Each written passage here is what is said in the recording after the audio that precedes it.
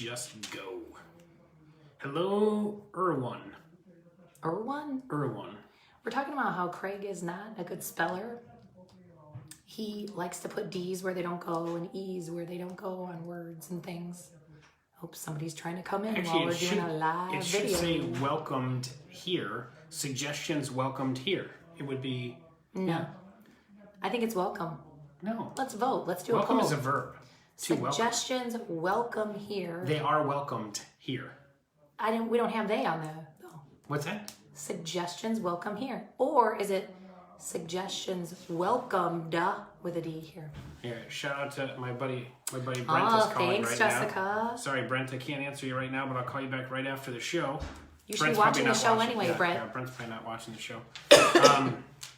Okay, everyone, we got a great show, and a shout out to Gail, because Gail gave us a suggestion this morning, and we are going to take that as one of our top 5 tips today for dealing with difficult clients. Yes. Excuse me, sorry. I think we're still in that mode of this time of year. Kind of starts in October a little bit. Doesn't end till probably end of March, mid-March-ish, where it seems like every client you have and every transaction you have is difficult. Yep. Nothing goes smooth. That's right. Ever. Well, You kind of get used to it I don't know. at this time of year. I think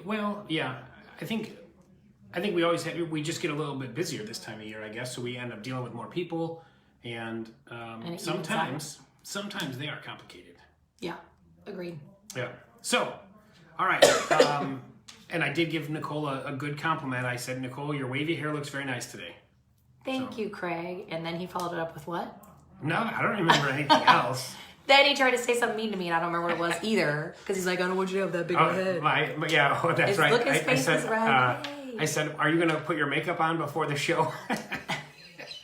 That's what it was. And I'm like, shut up, dude. Yeah, so I like to give a compliment and then just negate it real quick. So, so that seems to be good. Okay. Okay, Pete, what's up? What's going on, Pete?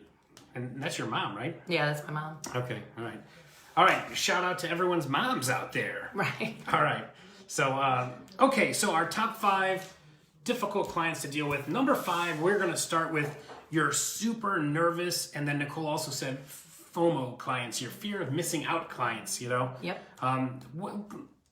Would an example of that be like someone that just got an offer, accepted a house, but then they want to see another one too?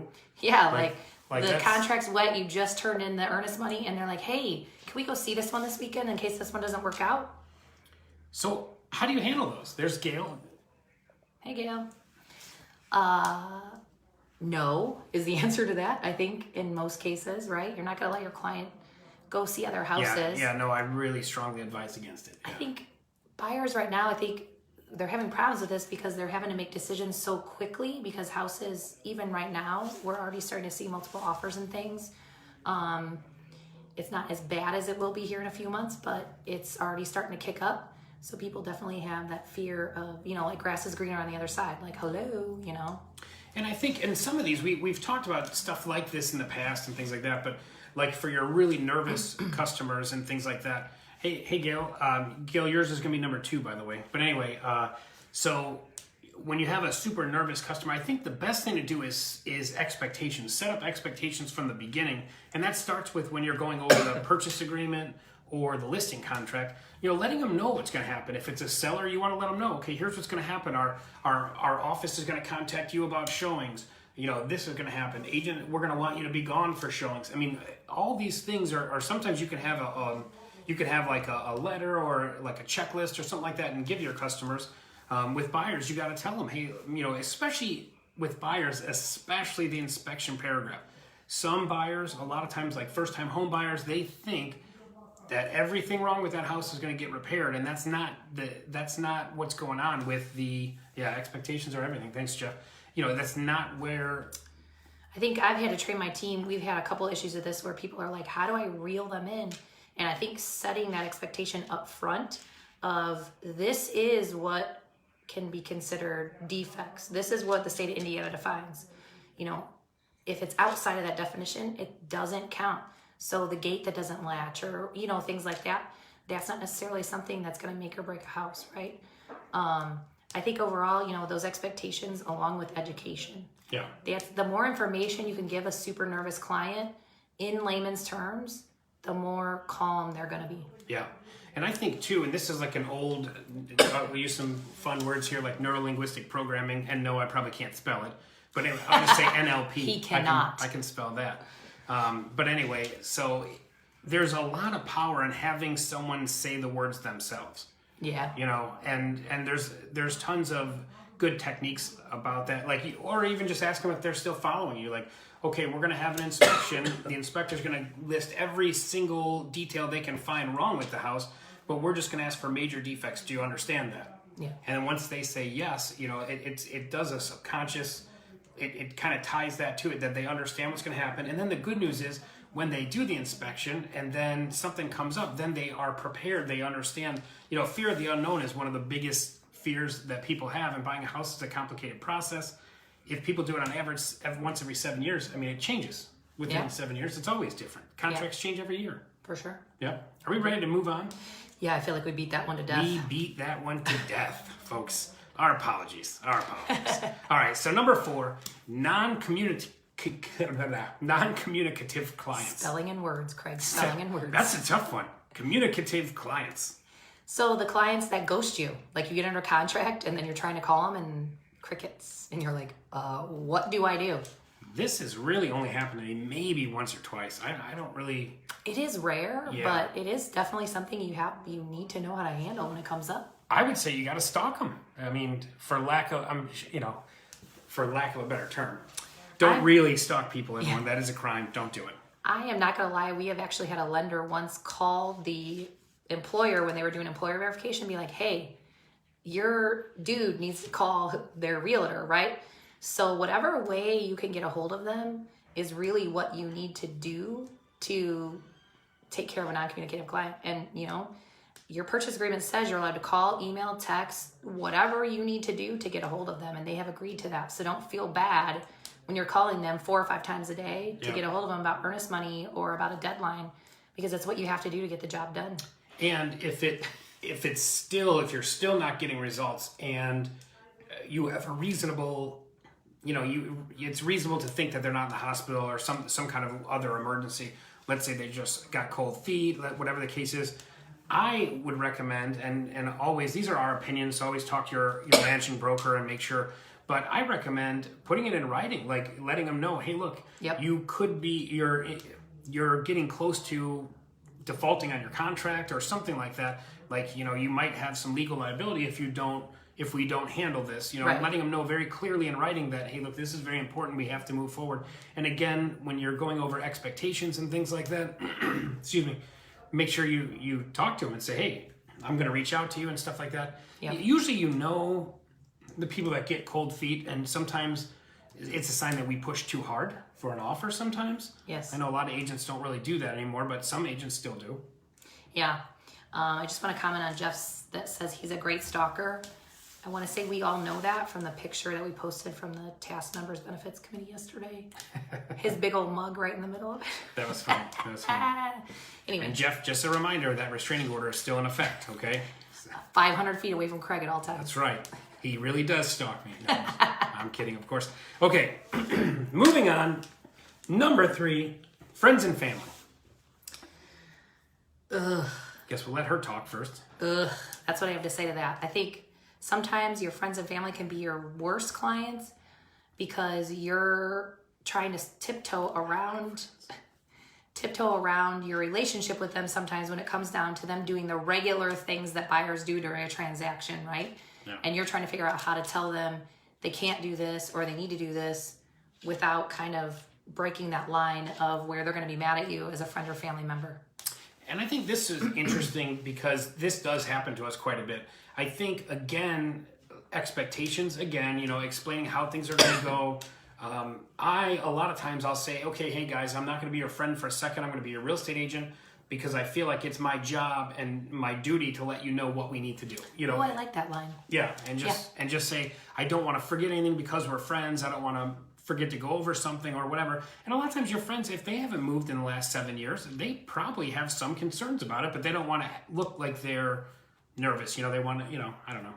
Yeah, I just think in general, working with friends or family is a whole lot different than working with somebody that you don't know or even a sphere or past client. Yeah. There's just a whole different level of finesse, I think, that has to go into that. Yeah, and I would say ask them, especially if like maybe you're friends with one of them and then the spouse is not necessarily like a close friend or something, you grew up with the other one or, whatever the case is. Yeah. And ask them, hey, how would you guys like me to communicate? I prefer to do a lot of stuff in email so we have it in writing just so we're clear on expectations. Is that okay with you? Yeah. And they say yes or no. Yeah. All right. We good? Yeah, we're agreeing a lot this video. It's weird. This is weird. Nice video. All right. So, okay, number We two. need to find something to argue about. What are we going to argue about? This is one that one of our awesome fans asked us about today. But what about when you have a friend, but they know everything, or they're very like... It's a spouse that knows everything. Yeah. Boyfriend, fiance, husband, wife, whatever it is. Girlfriend. Yeah, girlfriend. There Could be you go. any of these things. Ew. Again, Jinx. Yeah, expectations. Again, clearly setting things up. And sometimes it's, I don't know how to get into all the psychology. Sometimes it's a challenge to your expertise in the arena of real estate. And I think a lot of times we have to take charge of that, and that where we might say, hey, look, let me go over this. This is what I do for a living. Is it okay if I treat you guys like I would treat any other customer, or something along those lines, I think. And once they answer yes to that. To the spouse? Yeah. We're not talking about friends and family anymore. Oh, we're not doing that one now? No. It's still kind of similar, isn't it? Okay, now we can argue good. No, spouse that knows everything. Like some, random client that you picked up from a referral or something, let's say. You get a spouse that's like, oh no, that crack in the foundation that you see is leaking water. Like, oh, it's fine. You could do whatever, right? Normally it's the other way around where they're literally nitpicking like, oh, the countertop's peeling on the end. We don't want this house, right? So I think, in my opinion, what I try to do, I think in every relationship, there's what I call the pants wearer, like who wears the pants in the relationship, right? And I normally try to sit back and kind of figure out who's going to make the decisions for that, right? So sometimes it's the spouse that knows everything. Sometimes it's not. You can have that spouse that's like going off and saying all this stuff, but the person that's actually quiet is the one that's actually going to make the decisions. So you have to kind of figure out who is going to win that when it comes down to it, in my opinion. Well, and I like that. I mean, I think a good real estate agent is more of a consultant than anything else. Yeah. And I think sometimes a good consultant asks more questions. Sometimes people are with an overprotective spouse, or not overprotective spouse, but like when the spouse knows everything, sometimes it's just they're afraid, and so, sometimes you have to break, like if they were giving me weird objections about like a countertop or something, and I'd say, well, have you ever changed a countertop before? And they're going to probably say no or yes, it doesn't really matter. And then, but you break everything down to the simplest thing, like, okay, well, you could probably get a new countertop for, if it's for bike, you could probably $1,200, you can get a new countertop. Is that, are you going to make a home buying decision based on that?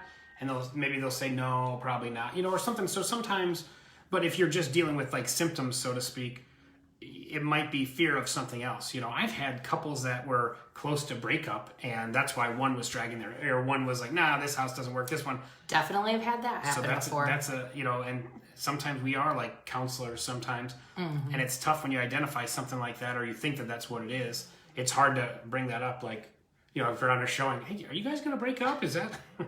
Yeah. Yeah, and I'm like, we've had at the nth last minute where the one person that's on the loan, all of a sudden the second person disappears. I've had them come back during transactions. I've had all kinds of things like that happen. So sometimes the spouse that knows everything is more about people reading people's relationships than it is about kind of getting yourself worked up over that spouse that, oh, they're killing every house we go into, da-da-da-da-da. Try to figure out who wears the pants relationship and if that opinion's really going to matter that much. Yeah, and I think a good sales technique for any old school sales reps or salespeople out there, they're called tie downs. If you say, well, if someone's saying, well, I don't like this crack over on this wall, and say, well, have you ever repaired a crack like that? Or and they're going to say no. Once they do that, then you say, well, what if I got you in touch with a structural person? Would that make you feel more comfortable? And once they say yes to that, that's kind of like a tie down. They're not going to continue to give you objections based on that when you basically get them to commit to, yes, I will call this professional or whatever. So I think tie downs are good, especially when you say, do you understand what I'm saying, Nicole? That's kind of a tie down. Once she says, yes, I do. Okay, now or no, that's I don't. Or yeah. I say that a lot. Do you know what I mean? Yeah. I say that a lot. Yeah. That's my tie down I use all the time, Those are even with my tie-downs, team. So Yeah. all right. What do you guys think is the number one? Because honestly, it always makes me groan every time. Every single time. This is my favorite. And we actually touched on this one other show I know we did last year, but this one, I think this is my specialty. Like, this is my favorite. No way. This is the easiest one for me. Absolutely not. Anyone got any guesses Anybody? from our live viewers? I know you guys could type faster than that, especially Jessica Kish. There is like a couple second delay. Is there? Yeah. Yeah. I was gonna say with her, because I know she could like do it with like one finger going like this, swiping or whatever. She types so dang fast. Just gonna leave that. Crickets. Okay. Yeah, crickets. It feels like it's so long on our side, and then we go watch the video later, and it's really not. Yeah. All right. Anyway, stop talking. Number one. I'm doing number one right now. We don't do drum rolls in this show. I like the drum roll. We just got a new That's our sound tech. machine, apparently. We did. Okay, so our number one thing is the overprotective parent. This happens a lot. Yes. Especially with first-time homebuyers. And I will Yes. say, the most I see it with is dad helping daughter buy a house. I see that the most. That seems to be the most even common. couples buying their first house. I think Yeah. Yep. Or when you got like the aunt and uncle and grandma and mom and dad and everyone shows up to the showing. It's like a whole Let's bus go to of a people. showing and there's like 20, like 4 cars pull up and there's 20 people that pile out. Yeah. And then you're the agent. You're like, oh, next time you gotta warn me that next time do this, because I need at more some time. point when you got 3 cars following you, someone's gonna go through a McDonald's drive-through. Someone's gotta use the bathroom. Like it's gonna be a Someone's disaster. out of gas. Yeah.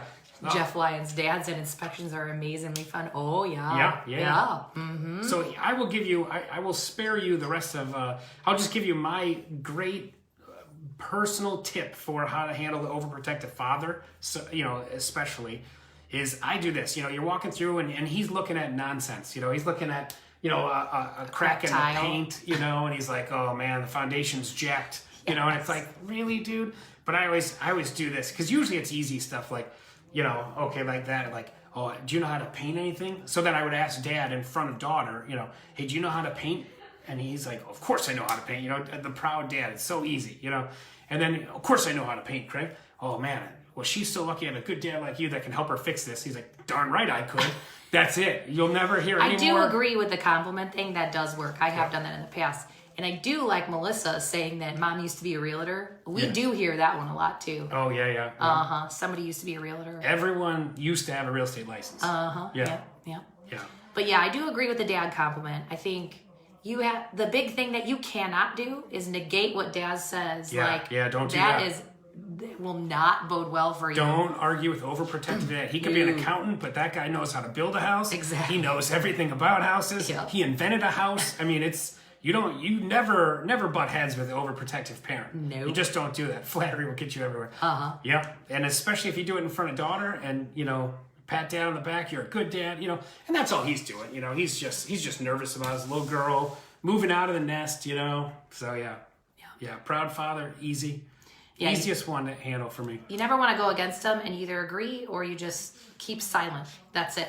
He lives in a house. He lives in a house. That's He true, knows Jeff. that. I change my furnace filter every month. Yeah, you better change those things. Look at this furnace filter; it's terrible. The whole HVAC system's probably not working. Oh man, what would you do if your system went out? Oh well, my friend owns Sensible Heating and Cooling. I'd call them. I said, okay, all right. Let's shout out to past clients of mine too, by the way. Oh yeah, there Sensible, you go. Yeah, We're plugging they're people great now. out of It's Griffith. fine. Yeah, fantastic company. Uh-huh. No, they really are. Yeah. Anyway, so you're like, that's what I would do. I'm like, oh man, I don't even know what I would do. I'm glad you know. So you could help her with that? Of course I'd help my daughter. Okay, good. That's it. Done. Yeah, I do like that. You're right. Overprotective parent neutralized. And then they're on board with you. You guys can write that in the history books. I said Craig was right today. Get used to it, Hanson. I'm always right. Whatever. I'm pretty much always right. so not I true. only let her have her name first on the show just because I thought it would help me. I don't even know how it would help me. I don't know. Oh, I think it's always beauty before age, right? Something like that. Whatever. Something like that. Whatever. Because you're old. Whatever. Anyway, I think that's it for the show for today, right? Yeah, thank you guys. Yeah, Hopefully if you guys- next week Nicole's asthma clears up so she can talk better. I know. It's been 5 days without a voice. It's been super fun. Thanks, Gail, again for the show I bet her idea. husband's really happy about that. Because I can't talk. Ow. It took me like 10 minutes to get that before the show, just so you guys know. Restraining order. 2 feet or 12 inches, whatever it is. 2 feet is 24 inches, but whatever. No, I just said 12 inches, whatever this is. Shut up. Anyway, that's it. So thanks, Gail, for the suggestion for the show. If you guys want to see other ideas about the show, more than happy to hear it. We like to deliver them when we can. Yes. So All right. you're sick and delirious. That's why you're green. Again, that is my team member, and she is very correct on that. I'm sick and delirious. You know what? Absolutely. There's nothing wrong with agreeing with me. There's nothing wrong with that. Mm-hmm. Yeah. I'll save those comments for after the show. Anyway. Now is when a string of profanities will come out of her mouth as soon as I get finished on this not true. on this recording thing. Whatever. Well, thank you everyone. Have a great weekend. Bye, guys. See you next week.